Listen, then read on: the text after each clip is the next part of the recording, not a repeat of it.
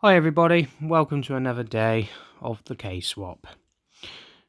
I've been scammed. I bought what I thought was a genuine Honda knock sensor on eBay for £69. It came in a genuine Honda bag, so naturally I thought it was genuine. I checked the seller's reviews and they all seemed pretty good.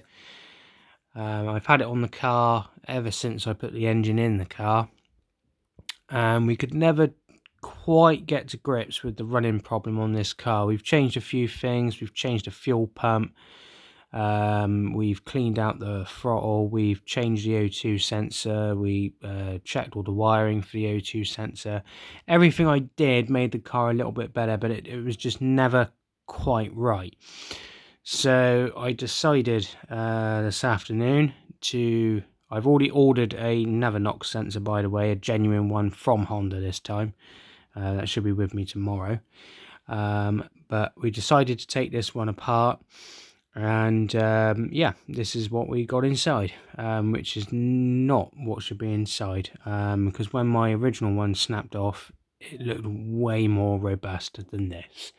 So if you are in the market for a knock sensor, don't just rush in and buy what you think is a genuine knock sensor off eBay because it says genuine Honda and it comes in a genuine Honda bag. I gotta be honest, I put the genuine bag that it came in next to some other genuine Honda parts I got, and there is subtle differences in the packaging, so that's how you know that it ain't the real McCoy.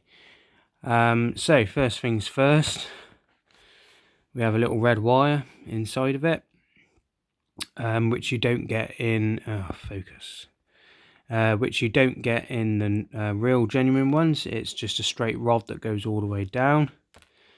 This little copper washer, which was on the bottom of this on the inside, and then it had this isolator, which you can see there, and then from that isolator it had this weird plastic disc that went on the underside of this, and then on the back side of that goes this. This is meant to be what you can only assume is the microphone, because that's all knock sensors are. They're just basically a glorified microphone.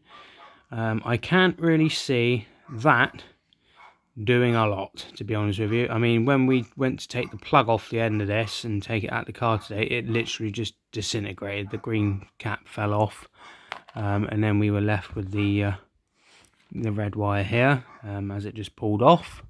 It then has a screw down the middle, which the original ones don't have.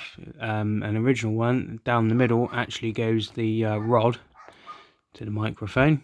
So we have a screw that goes down the middle. And I'm sure if I bought one of those cheap £10 eBay ones and opened it up, it would look exactly the same inside. And then of course we have the case, which, like I said, just came off with no problem at all. I don't know if it's going to focus, but you can see the few strands of wire that are left inside. So that's that. We have tested it.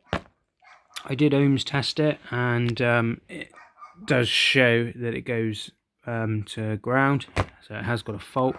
So I just used because my more expensive one's at work, so I just used my cheap proper job one, which done the job just fine. So yeah, so we've now worked out that most of my problems have been coming from this fake knock sensor. We're just hoping we haven't caused, or I haven't caused, any damage to the engine, because like I say, what we've also discovered with this, even if it was faulty, it would not set off a check engine light. You would not get 1 ounce of a check engine light. It is designed to keep the light off, so it keeps you in the world of thinking that all is well and hunky-dory.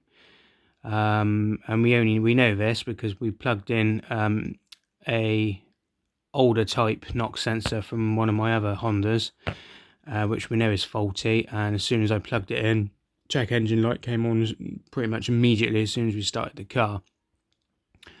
So what we're thinking is that there is something built into this to keep the check engine light off, to keep you thinking that all is well. But I will say one thing now: if you do buy a fake knock sensor, obviously it doesn't bring up a check engine light, you can do drastic damage to your engine. So we are going to be giving the engine a little look over. We're going to take the rocker cover off and just make sure all is well. We're going to hopefully, when we're all out of lockdown, we'll get it back on the dyno and just make sure everything's okay.